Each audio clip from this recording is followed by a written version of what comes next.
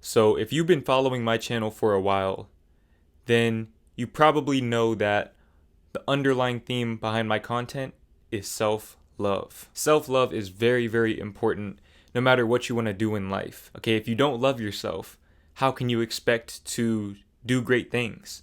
Or even do average things. You have to love yourself to get anywhere because you have to have that confidence and self-perception to be able to attract better into your life.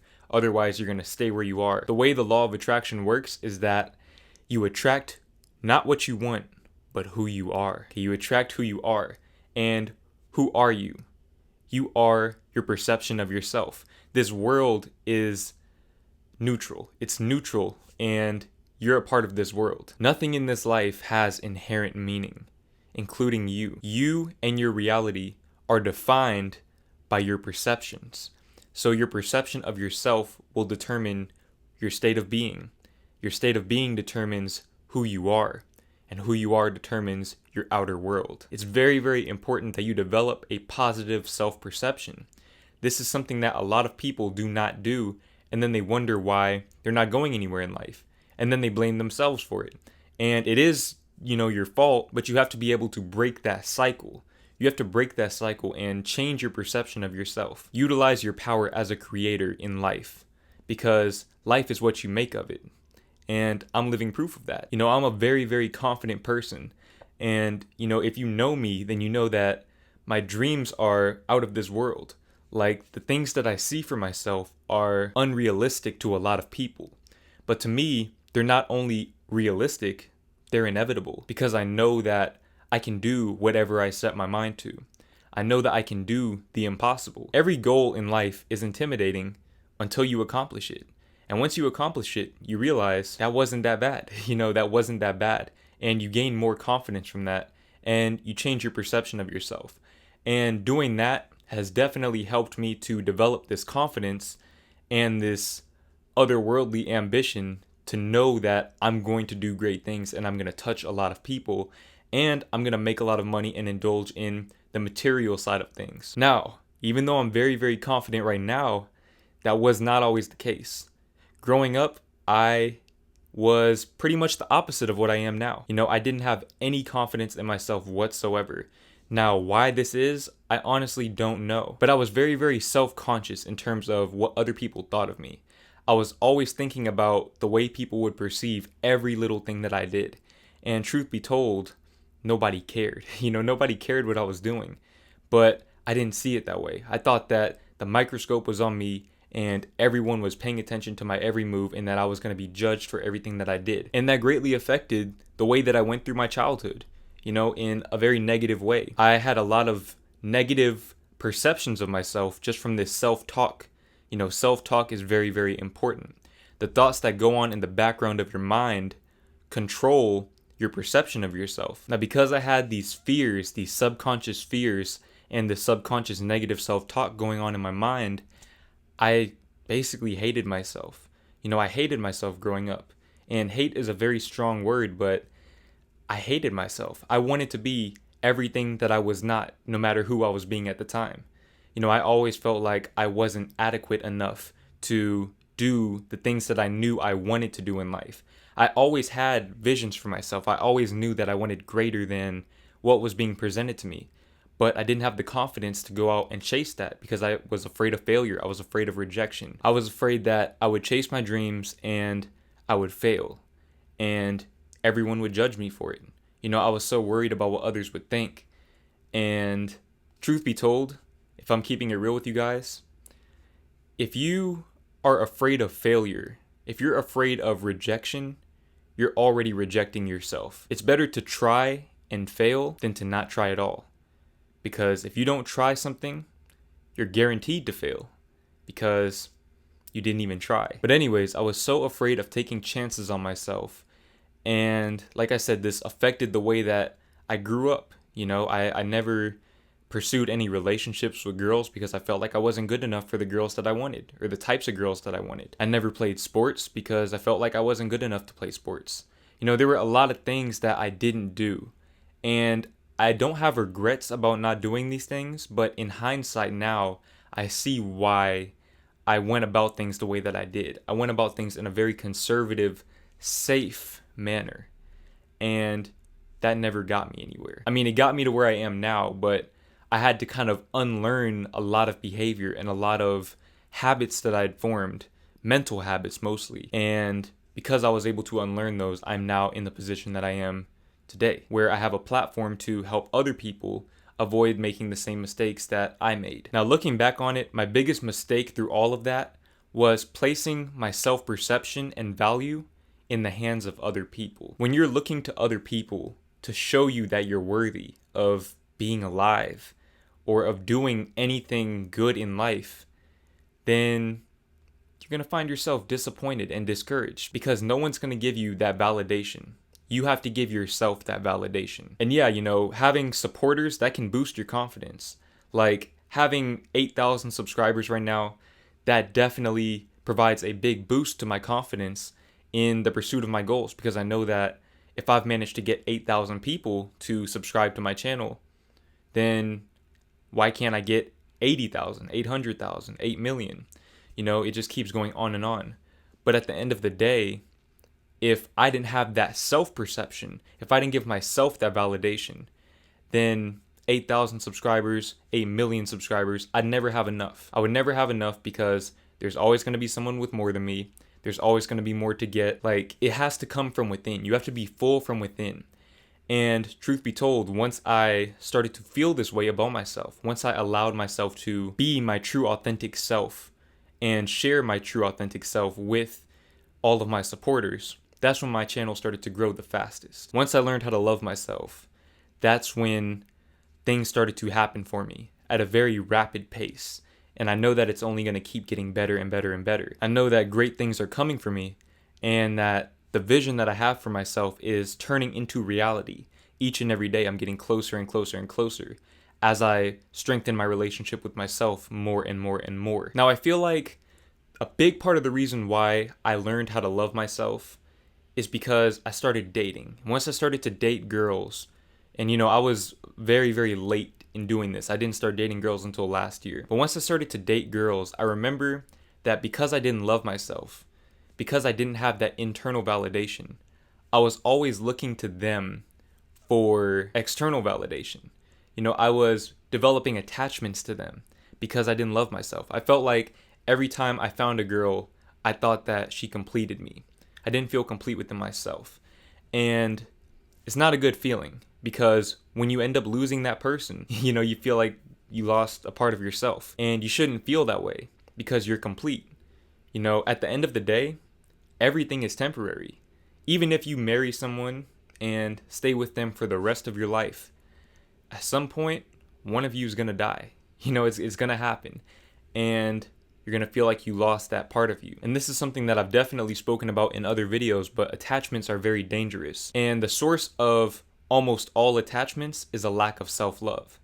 Now, what is self-love? I feel like there's a lot of misconceptions about self-love and what it is and what it's not. I feel like people develop this kind of idealistic viewpoint on what self-love is, where, you're just doing self-care and, like more of the physical things, and then, journaling, things like that. And yes, a lot of that is self-love, but true self-love is deeper than that.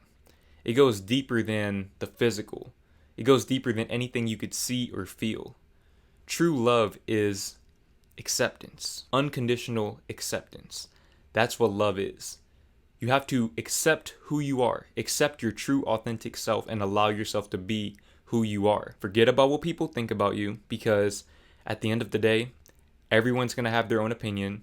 No matter what you do, you can't please everyone. People are going to judge you regardless. So you might as well just be yourself. A few months ago, I read a book called Learning to Love Yourself by Gay Hendricks. If you haven't read that book, I would definitely recommend that you go and read that. I'll have a link in the description. But basically in the book, he talks about how he was struggling to love himself. He was trying to love himself. He was trying so hard. And one day it hit him. He realized that the only way to love himself is to do it now. Do it right then and there. Accept yourself as you are right now. A lot of times we get caught up in, what we want to be. I want my body to look better. I want my skin to be more clear. I want to have nicer things. I want to have more money. I want to have, girls. I want to have success, whatever it is. And we look to these external things for self-love. And we get those things and they don't satisfy us. We just want more. Because you can always do better. You can always be better, but you can also always be worse. So the best time to start loving yourself is literally right now. Right now. Not at the end of this video, not tomorrow, right now as I'm saying this. Because if you love yourself now and you change that perception of yourself, you'll find that those other things will naturally start to follow. You'll start to go to the gym more. You'll start to treat your body right. You'll start to eat right. You'll start to go about your life in a different way. You'll keep your head up high. Just things like that. You'll love yourself as you are right now. And because you love yourself, the quality of your life will naturally improve. Don't wait until the quality of your life improves to start loving yourself. You have to love yourself before the quality of your life improves. Otherwise, even if your life gets better, you won't feel any different. You'll still feel that emptiness from within. And this is why I always say that money cannot buy happiness. Material things can't buy happiness. They can only rent happiness. Because at the end of the day, you can always have more. There's always going to be someone with something nicer than you. You're always going to want more. If you're looking to other people and just material things, if you're looking outside of yourself for love, even relationships, if you're looking outside of yourself to feel complete and whole and happy, then you'll never feel truly satisfied. This is the difference between conditional love and unconditional love. Conditional love is telling yourself that I'm going to love myself once I have these things or once I look this way. And like I said, it's a path of emptiness. You're never going to feel that true satisfaction that unconditional love in the here and now will give you. And like I said with dating, this is something that I learned the hard way. I learned that if you have this conditional love of, when I find somebody and they show me that it's okay to love myself, that I am lovable, then I'll love myself. But if you do that, nobody's going to show you that because the outer world is a reflection of the inner world. How can somebody love you if you don't even love yourself? How can you love someone else if you don't even love yourself? At that point, you don't love them. You're attached to them. You're scared of losing them. I've never fallen in love in my life, but I've fallen in fear many times. Fear of losing that person that I placed my self-perception into. Looking to another person, one person at that, to show me that I'm lovable, that I'm valid, that I exist for a reason. That never got me anywhere. All it did was cause me a lot of pain, trauma, heartbreak, and lessons. I learned a lot of lessons. And I accept that part of myself. I accept the part of myself that did that because if I didn't do that, if I didn't go through the things that I went through, I would not be able to make the videos that I make right now. And that's what self-love is. It's accepting all of yourself. Accepting the parts of yourself that you can't accept. Loving all of yourself, the good, the bad, and the ugly. It would be very easy for me to say that I can't accept that part of me from the past that was, simping over girls and insecure and shy and not confident. But what would that do for me? What would that do for me? That's a part of me. That part of me will always live within me because that part of me was the foundation for the lessons that I learned and the lessons that I'm teaching in this video and in all of my other videos. You have to learn to own the parts of yourself that you can't accept. That's unconditional love. Own your insecurities. Me doing YouTube, that forced me to love my insecurities.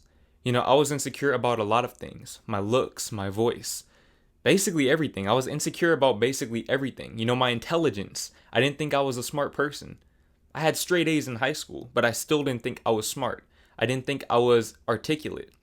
I didn't think that I was interesting. I didn't think anyone would want to listen to me. But, look at me now.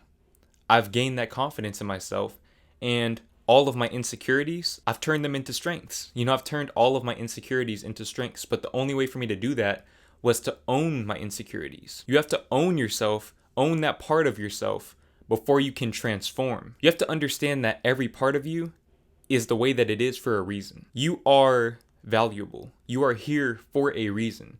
As you are, okay? You are here for a reason. You're valid.